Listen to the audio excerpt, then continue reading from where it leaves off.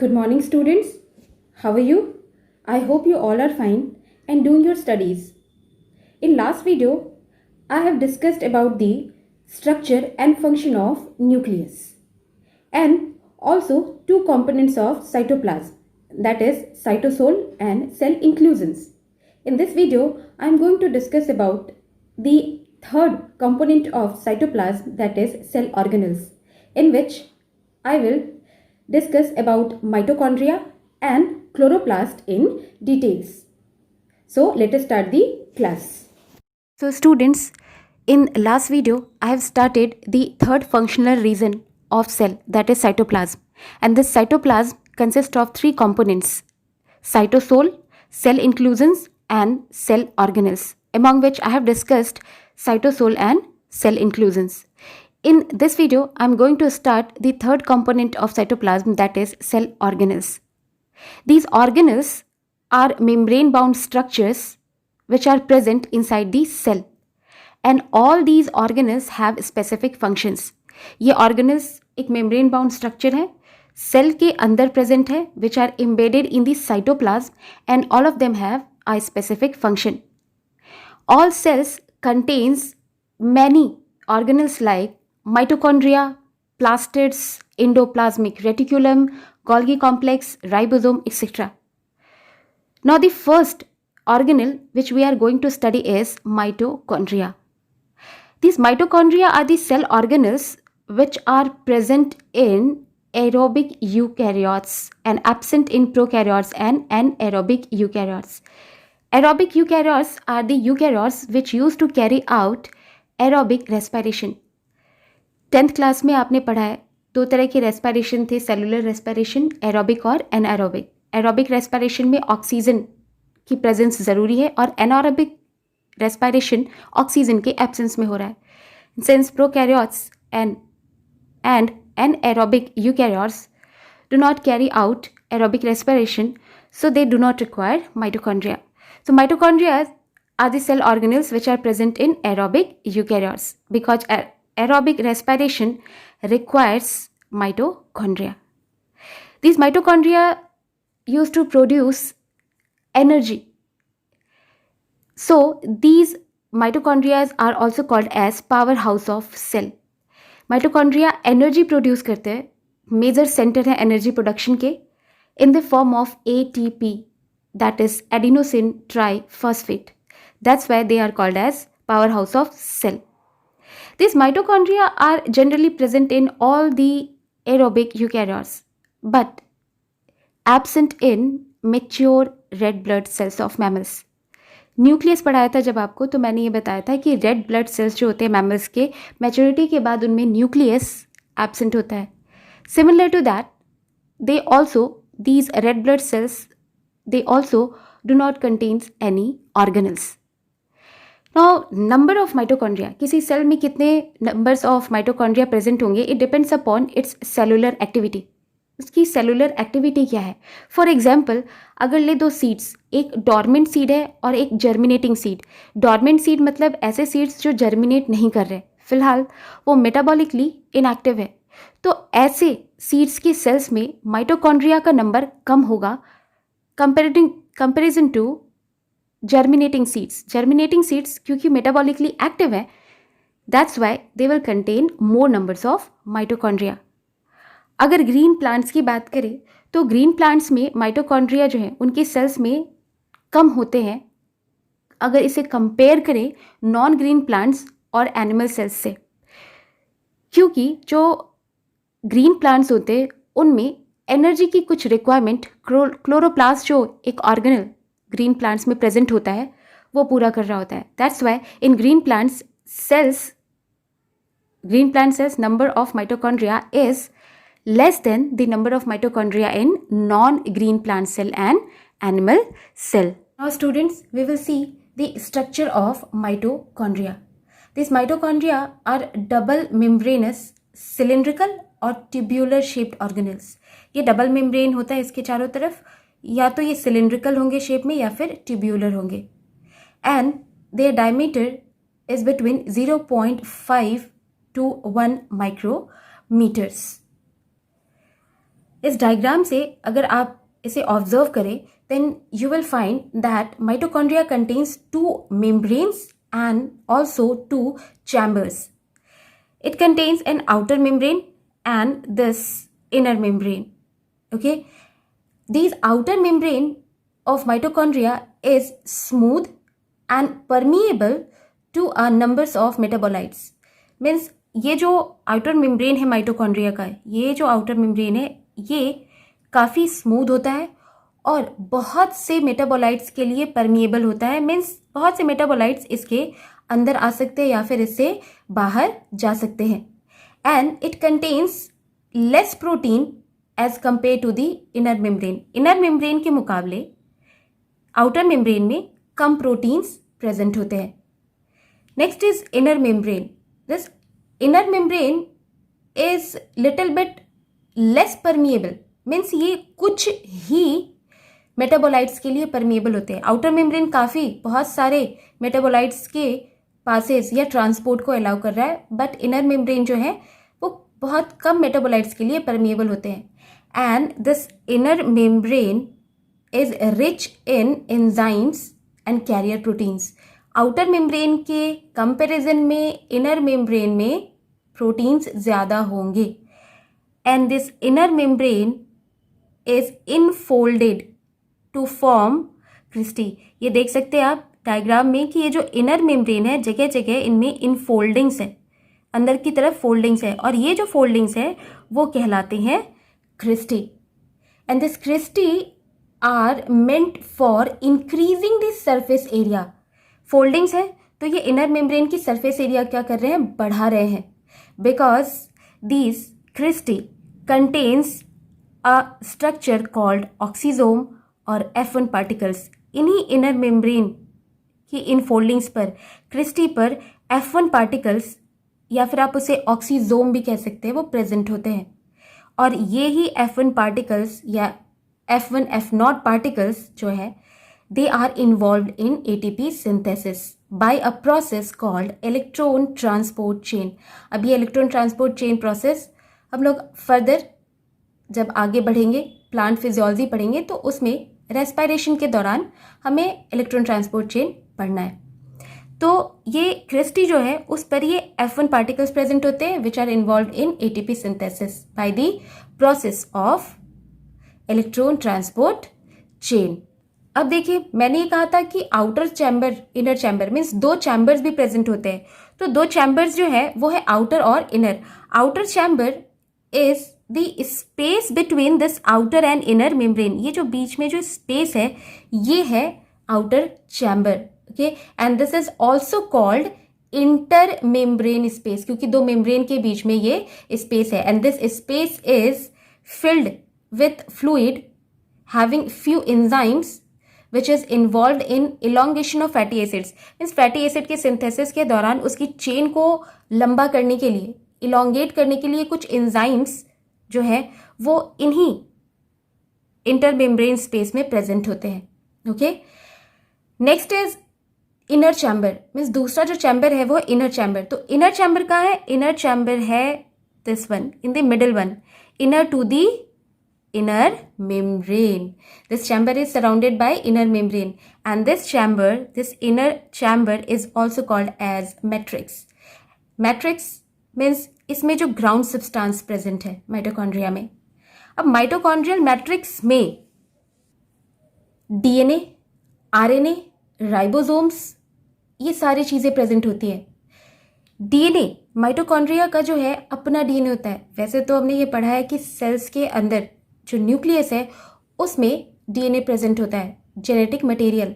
But mitochondria एक ऐसा organelle है जिसमें इसका खुद का DNA प्रेजेंट होता है और इसके साथ ही साथ DNA से बनता हुआ RNA.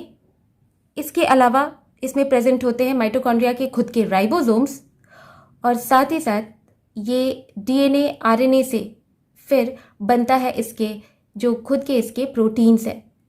That's why these mitochondria are called as semi-autonomous organelles. क्योंकि इसका खुद का DNA है, RNA बन रहा है और कुछ इसके अपने प्रोटीन्स माइटोकॉन्ड्रिया खुद बना सकता है. इसी वजह से माइटोकॉन्ड्रिया को सेमी ऑटोनोमस ऑर्गेनल्स कह रहे हैं। ऑटोनोमस मीन्स खुद से, और सेमी इसलिए क्योंकि कुछ प्रोटीन्स ऐसे हैं जो माइटोकॉन्ड्रिया के साइटोप्लाज्म में बनते हैं। So due to the presence of its own DNA, mitochondria are called as semi autonomous organelles. Ribosomes जो इसमें प्रेजेंट होते हैं वो 70S टाइप के होते हैं, और डीएनए नेकेड और सर्कुलर। ये जो 70S राइबोसोम और नेकेड सर्कुलर डीएनए है, this is the characteristics of prokaryotes. और क्योंकि इसमें 70S राइबोसोम और नेकेड सर्कुलर डीएनए होता है, इस वजह से ये माइटोकॉन्ड्रिया जो है it use to resemble prokaryotes, और इसमें जो डिवीजन है वो भी प्रोकैरियोट्स की तरह ही होता है। मीन्स माइटोकॉन्ड्रिया को अगर डिवाइड होना है then it used to divide similar to that prokaryotes, means by binary fission. So students, this is all about the structure of mitochondria. Now the functions of mitochondria. The first function of mitochondria is the synthesis of ATP, that is an energy molecule. That's why mitochondria are called as powerhouse of cell. Second is matrix of mitochondria contains enzymes which helps in the synthesis of fatty acid. Third function is mitochondria is involved in the synthesis of many amino acids. Mitochondria में amino acids की synthesis भी होती है. Fourth is mitochondria may store and release some calcium when required. Means कभी कभी mitochondria में calcium store होते हैं और ये तब रिलीज होते हैं जब भी रिक्वायरमेंट होती है. And the fifth function of mitochondria is this mitochondria provide important intermediates for the synthesis of several biochemicals. कोई भी बायोकेमिकल जो है वो सिर्फ एक रिएक्शन से नहीं बन रहा होता. स्टेप बाय स्टेप बहुत से रिएक्शंस होते हैं और बहुत से इंटरमीडिएट प्रोडक्ट्स बनते हैं. तो माइटोकॉन्ड्रिया ऐसे बायोकेमिकल्स के सिंथेसिस में बहुत से ऐसे इंटरमीडिएट प्रोडक्ट्स हैं जिनके सिंथेसिस में हेल्प कर रहा होता है. Now the next organelle which we are going to study is plastids. तो plastids are also semi autonomous organelles because similar to the mitochondria they also contains their DNA, and these are also double membrane bounded organelles. Plastids bear some specific pigments. इन plastids में कुछ specific pigments होते हैं जिसकी वजह से they use to have colours, and based on this type of pigments and it's colour, plastids can be classified into 3 main types. Plastids 3 तरह के होते हैं. First is leucoplast, second is chromoplast, and third is chloroplast. First of all we will see leucoplast. These leucoplasts are the colorless plastids which generally occur in non-green cells. Plants के जो non-green parts होते हैं उनमें जो plastid present होता है that is leucoplast. And this leucoplast can be of variable shape and size. Leucoplasts are further of 3 types. First is amyloplast which used to store starch. Second is elioplast which stores oils and fats, and third leucoplast is eleuroplast which stores protein. Now second type of plastid is chromoplast, and these plastids can be yellow, orange or reddish in color because of presence of a pigment called carotenoids, and depending upon the amount of carotenoid it can be yellow, it can be orange or it can be reddish. And these chromoplast is formed either by chloroplast or leucoplast. Means there are some changes which occurs in the pigments of chloroplast and leucoplast, due to which they used to get convert into chromoplast, and these chromoplast provides color to fruits and flowers of plant. और ये जो chromoplast flowers को color दे रहे हैं, this helps in pollination. Now third type of plastid is chloroplast. These are green color plastids, and this green color is due to chlorophyll pigment. Chlorophyll pigment के अलावा chloroplast के अंदर carotenoids भी present होते हैं, but they use to look green because of the excess of chlorophyll pigment. Some algae also contain some non-green chloroplast. कुछ non-green chloroplast भी होते हैं जिसे हम कहते हैं क्रोमेटोफोर्स, जैसे कि रेड एल्गी में रेड पिगमेंट, ब्राउन एल्गी में ब्राउन पिगमेंट। इसके अलावा जो क्लोरोप्लास्ट की मेजॉरिटी जो प्लांट्स में प्रेजेंट है, हर जगह प्रेजेंट नहीं होती। अगर लीव्स की बात करें तो लीव्स में एक स्पेसिफिक सेल प्रेजेंट होता है and that cell is mesophyll cell.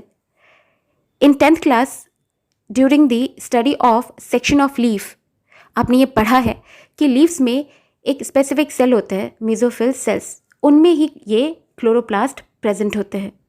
Okay इसके अलावा कुछ प्लांट्स ऐसे होते हैं जिनमें बंडल शीथ सेल्स जो हैं, मीन्स ऐसे सेल्स जो वेस्कुलर बंडल के आसपास प्रेजेंट है, उनमें भी क्लोरोप्लास्ट प्रेजेंट होता है।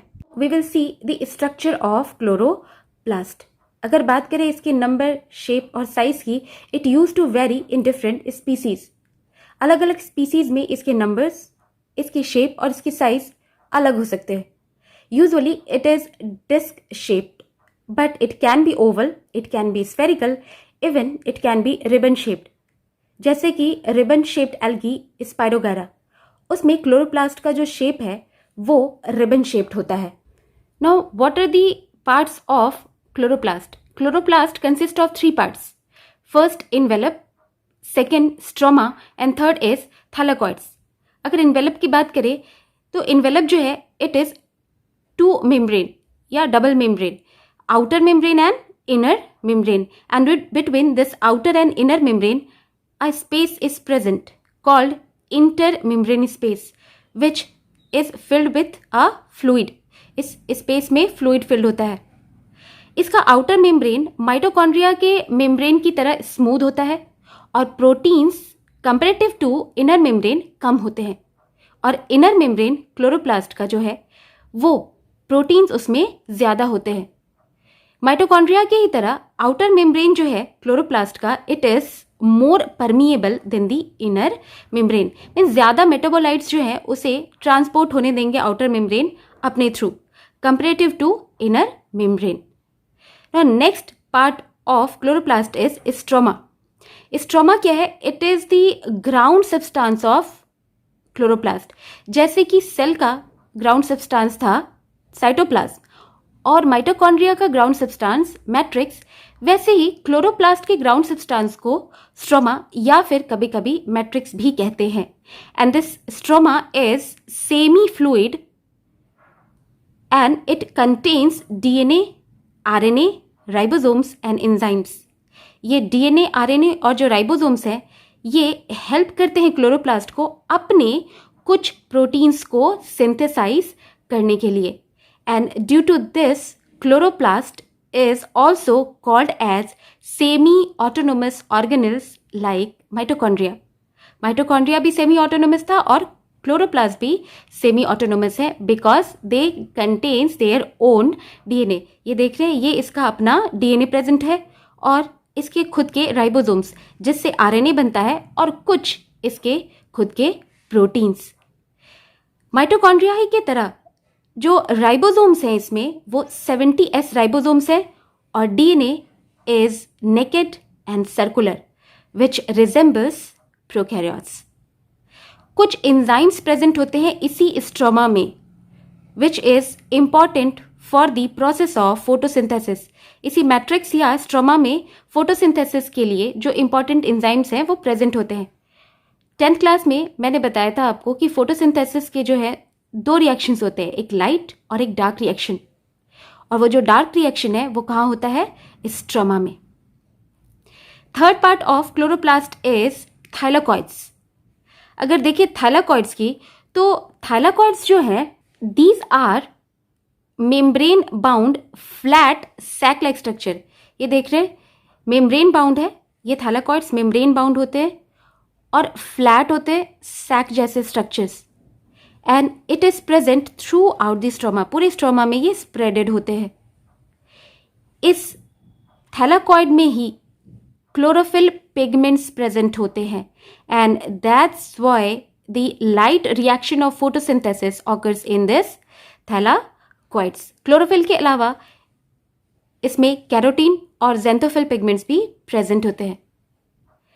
अब बात करें कि अगर ये थैलाकॉइड्स जो है ये किस फॉर्म्स में प्रेजेंट होते हैं.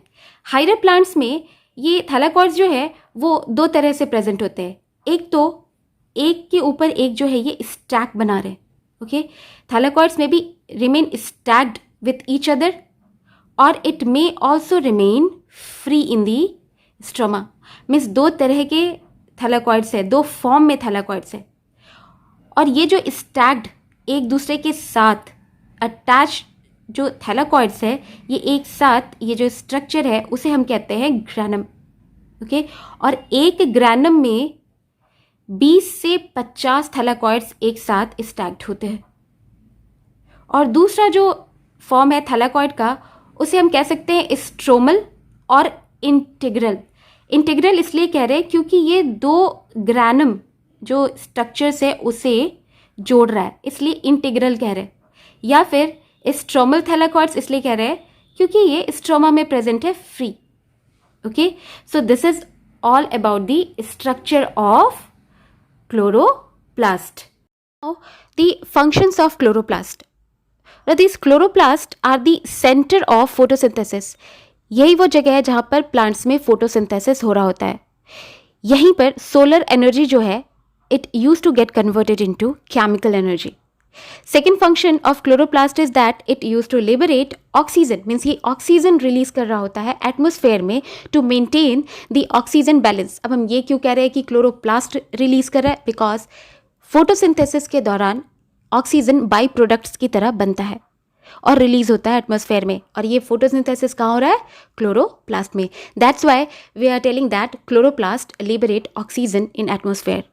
Third function is chloroplast also use to store starch for short duration. थोड़े ड्यूरेशन के लिए स्टार्च भी ये स्टोर कर रहा होता है. और कुछ एल्गीज ऐसे हैं जिनमें ये परमानेंटली स्टार्च को स्टोर करता है. Another function of chloroplast is that it produces reducing powers like NADPH2. ये जो रिड्यूसिंग पावर है इसमें एनर्जी प्रेजेंट होता है और इस एनर्जी को यूज करके फर्दर क्लोरोप्लास्ट में अमीनो एसिड सिंथेसिस भी हो रहा होता है. And the next function of chloroplast is it can change into chromoplast. Chloroplast chromoplast में भी कन्वर्ट हो रहा होता है जिसकी वजह से फ्लावर्स और फ्रूट्स में कलर्स होते हैं प्लांट्स के. So students, that's all for this video. In next video I will start endomembrane system. Till then, stay home, stay safe, use mask, use sanitizer and maintain social distancing. Have a nice day.